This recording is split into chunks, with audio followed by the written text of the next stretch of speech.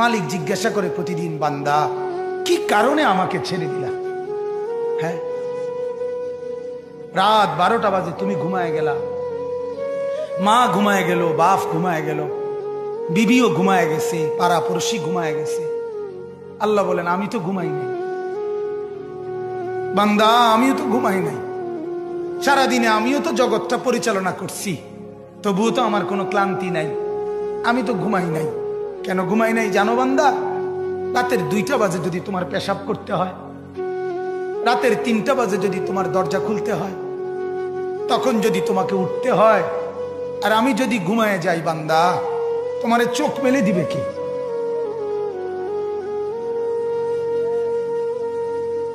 এই বাপ, চোখ মেলে দিবে কি?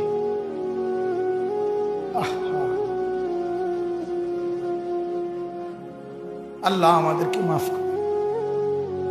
কোরআনুল কারীমের মধ্যে আল্লাহ তাআলা বলছে ওয়াহুয়াল্লাযী ইয়াতাওয়াফফাকুম বিল-লাইল।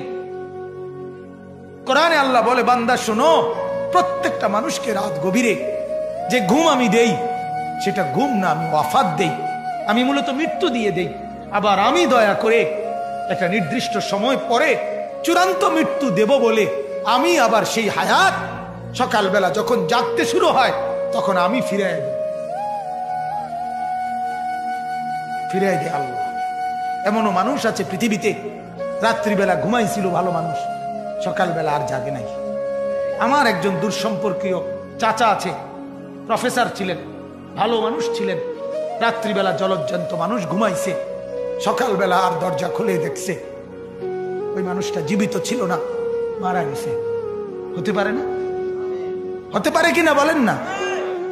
তাইলে বছরের পর বছর, মাসের পর মাস, এই বাপ, বাহিরের কারো চিন্তা করে বাদ দেন। আপনারা যারা বসছেন, আপনাকে বলছি, আপনি কষ্ট করে বসছেন, রাতের 12টা বাজে, রাতের 12টা বাজে, এত কষ্ট করে বসছেন, বিনিময়ে একটু ভাবেন, একটু ভাবেন, অনুরোধ আমার, একটু ভাবেন।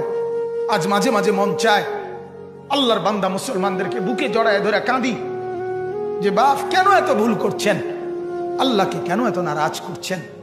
যার বিবি বেপর্দা, আপনি আল্লাহকে কত পরিমাণ নারাজ করাচ্ছেন। যার স্ত্রী, যার মেয়ে বেপর্দা, আপনি আল্লাহকে কি পরিমাণ নারাজ করছেন বলেন? এক কুকুর মরলে, লাশ ফেলে রাখলে যেই দুর্গন্ধ ছড়ায়, সেই দুর্গন্ধে অল্প কিছু মানুষের কষ্ট হয় কিছুক্ষণ, কিন্তু এক নারী বেপর্দা হাঁটলে যে যুবকগুলোর চরিত্র নষ্ট হয়, সেই নারী এক মরা লাশওয়ালা কুত্তার চাইতেও বেশি দুর্গন্ধ